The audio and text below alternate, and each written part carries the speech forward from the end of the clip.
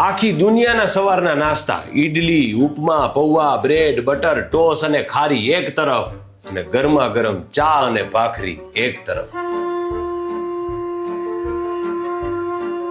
ભગવાને પણ મનુષ્ય અવતાર લેવો પડે તો મમ્મીના હાથના ચા અને ભાખરી મળે. કારણ કે આ તો નસીબ હોય તો મળે, બાકી બધું મળે, ચા ને ભાખરી ન મળે.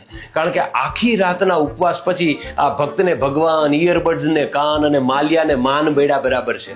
આને માટે નાસ્તો શબ્દ ટૂંકો પડે. આ તો રજવાડી ભોજન છે.